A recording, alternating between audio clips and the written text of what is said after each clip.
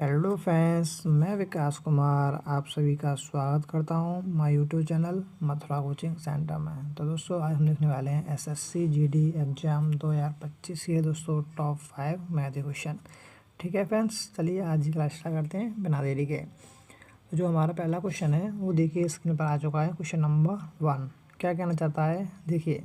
चलिए मैं थोड़ा जूम कर देता हूँ, आपको आसानी होगी। ठीक है, अब शायद आपको सही दिख रहा होगा क्वेश्चन। ओके, तो चलिए क्वेश्चन नंबर 1 पढ़ लेते हैं क्या कहने वाला है। किसी व्यक्ति ने 8% वार्षिक साधारण ब्याज पर राशि उधार ली। ठीक है, क्या है यहाँ पर, एक राशि उधार ली और 8 वर्षों में प्राप्त ब्याज रुपये 5,490 था, जो उधार की राशि से कम था। यह राशि थी। ठीक है, तो इजी क्वेश्चन है। देखिए क्वेश्चन देखिए क्या कहना चाहता है। देखिए यहाँ पे मैं आपको समझा देता हूँ। किसी व्यक्ति ने क्या किया है, देखिए 8% वार्षिक साधारण ब्याज पर दोस्तों एक राशि उधार ली। ठीक है, और कितने टाइम के लिए लिया, वो लिया दोस्तों 8 वर्ष के लिए। ठीक है, फिर क्या होता है, प्राप्त ब्याज यानी कितने दोस्तों, रुपये 5490।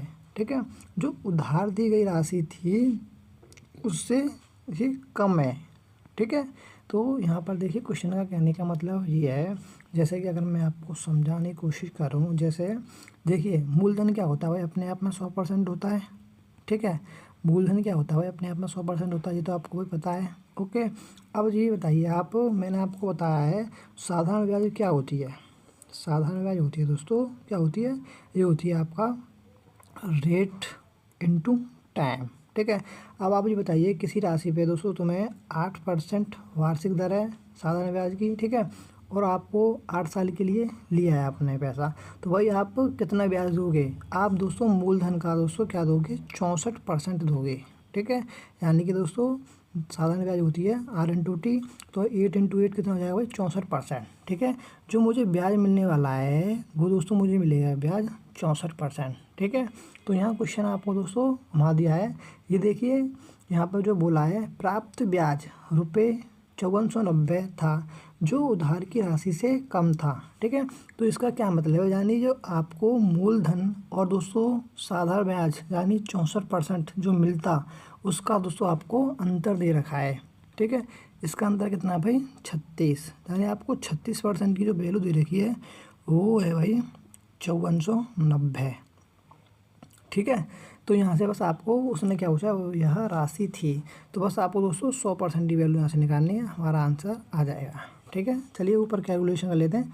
5490 अपॉन में कितने हो जाएंगे भाई, 36, ये हो जाएगी 1% की वैल्यू। आपसे 100% की वैल्यू चाह रहा है तो 100 का हम इसमें मल्टीपल कर देंगे।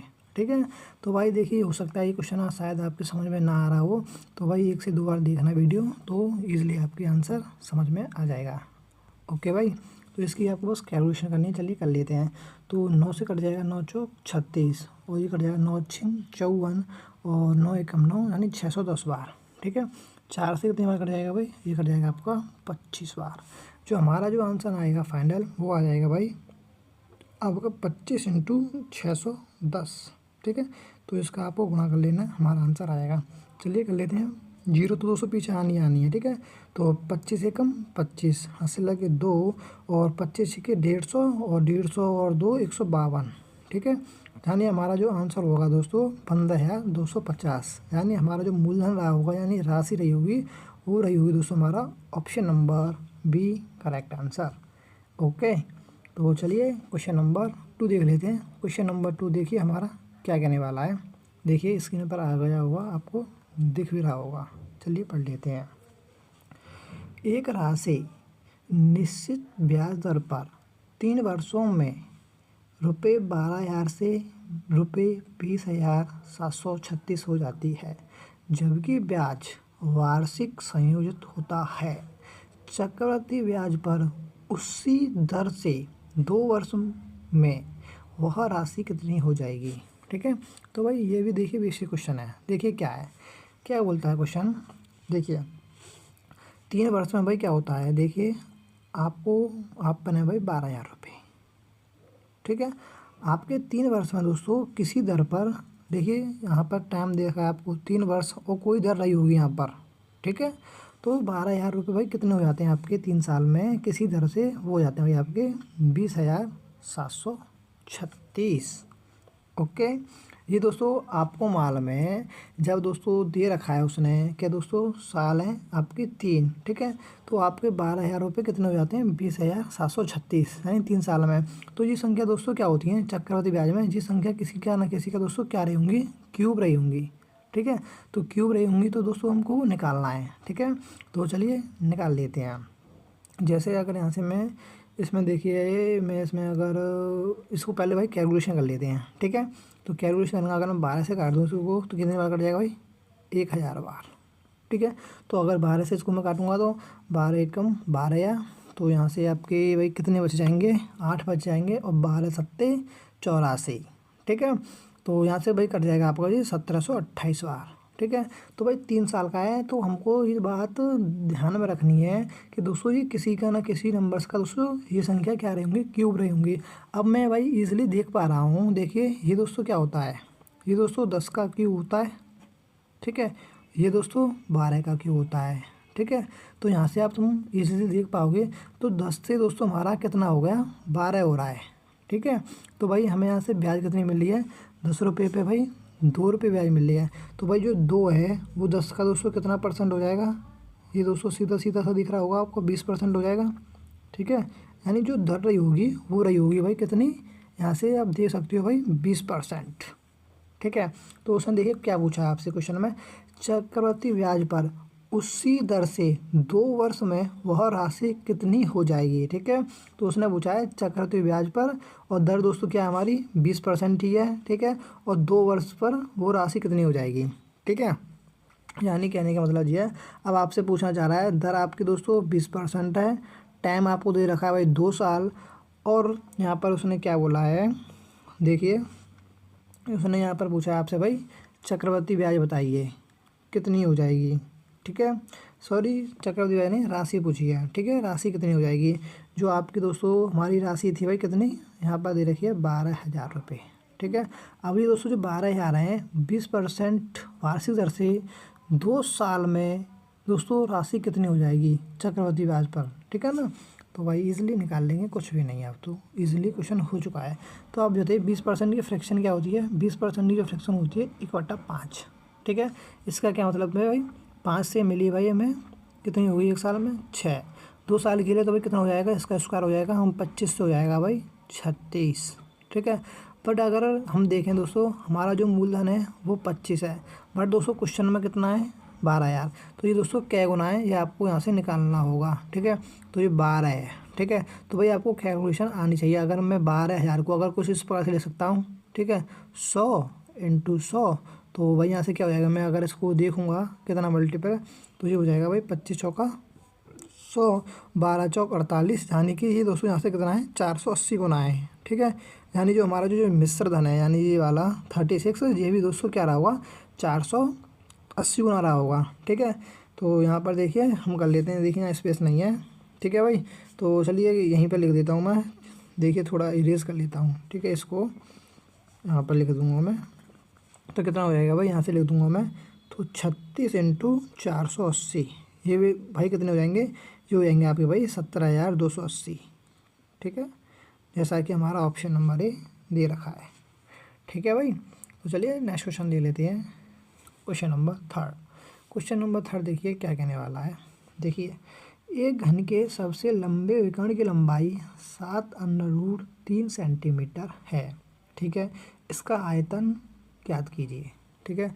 तो भाई ये भी इजी है, देखिए क्या है भाई आपसे पूछा है दोस्तों आयतन, ठीक है। क्यूब ऑफ क्या पूछा भाई आपसे, ये पूछा है भाई आपसे क्यूब ऑफ वॉल्यूम, ठीक है। यानी आपसे पूछा भाई घन का आयतन। तो भाई ये घन का आयतन अगर आपको फॉर्मूला याद होगा तो आप दोस्तों इजीली बता दोगे। तो घन का जो आयतन होता है वो होता है भाई भुजा का क्यूब, यानी यहाँ पर एक क्या दोस्तों आपकी यहाँ भुजा है, ठीक है। तो अब आप मुझे जो बताइए, आपको भाई यहाँ भुजा निकालनी होगी, ठीक है। आपको क्या फाइंड करना पड़ेगा, भुजा, ठीक है। तो भाई ये बताइए उसने आपको क्या दे रखा है क्वेश्चन में, आपको दे रखा है घन का विकर्ण दे रखा है। तो भाई घन का विकर्ण भाई क्या होता है, घन का जो विकर्ण होता है वो होता है भाई a√3, ठीक है।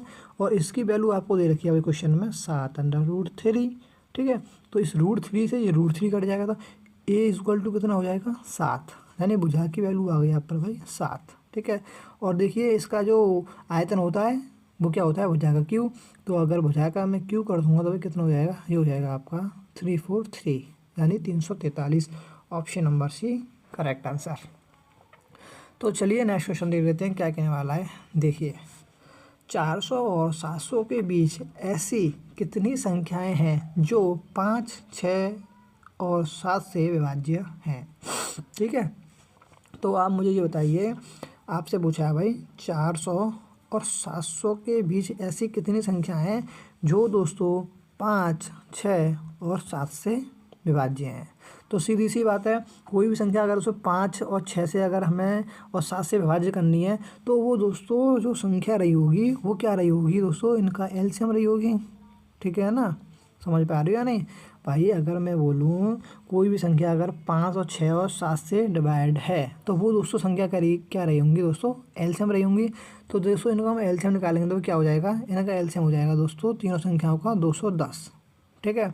तो जो भी दोस्तों संख्या होंगी यानी 5 और 6 और 7 से डिवाइड होंगी तो वो दोस्तों क्या होंगी, वो 210 या 210 के मल्टीपल में जो जितनी संख्या होंगी दोस्तों वो इन तीनों नंबरों से डिवाइड होने वाली हैं, ठीक है।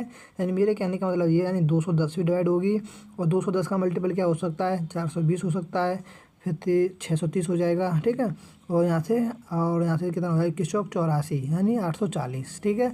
तो ये जो दोस्तों 21 के मल्टीपल में तुम आगे जाओगे तो ये 5, 6, 7 इन तीनों संख्याओं से संख्या डिवाइड होने वाली हैं, ओके। यहाँ तक कोई दिक्कत नहीं होनी चाहिए। तो उसने पूछा भाई 400 और 700 के बीच। देखिए यहाँ अगर देखोगे दोस्तों ये तो 210 दोस्तों 400 से पहले आ रही है, ये संख्या नहीं हो सकती है। और 700 से ये दोस्तों 840 ऊपर चली गई तो ये नहीं हो सकती है। यानी कि यहाँ पर अगर हम देख पाओगे 400 और 700 के बीच में दोस्तों हमारे दो ही संख्याएँ हैं, 420 और 630, ठीक है। तो उसने यही पूछा है कि कितनी संख्याएँ हैं, ओनली दोस्तों दो ही संख्याएँ, यानी option number C correct answer, ठीक है। तो चलिए नेक्स्ट क्वेश्चन देख लेते हैं, क्वेश्चन नंबर 5, ठीक है भाई। तो ये क्वेश्चन है भाई, देखिए हमारा होमवर्क के लिए है आज, ठीक है। इसको मैं नहीं कराने वाला हूँ, बोर्ड मार्क्स से संबंधित क्वेश्चन है, ठीक है। तो भाई आपका देखिए बोर्ड मार्क्स की आप प्रैक्टिस करना, बोर्ड मार्क्स के भाई एसएससी जीडी में अब तुम देखना आपके देखिए 2 से 3 क्वेश्चन आने वाले हैं, ठीक है। और ये दोस्तों आपको गलत नहीं करने हैं, इसकी आपको प्रैक्टिस करनी है, ऐसा नहीं है। अब देखिए ये क्वेश्चन मैंने दिया है, ठीक है। कोई भाई बहन देखिए इस क्वेश्चन को हल करेगा, कोई नहीं करेगा, ठीक है। और मेरे हिसाब से तो 99% मुझे लगता है कि कोई नहीं हल करेगा, ठीक है। अगर भाई आपने हल किया है तो भाई कमेंट में इसका उत्तर जरूर देना, ओके। तो चलिए आज की क्लास यहीं समाप्त कर देते हैं। अगर वीडियो अच्छी लगी तो लाइक करना और चैनल को सब्सक्राइब करना, ओके भाई, थैंक यू।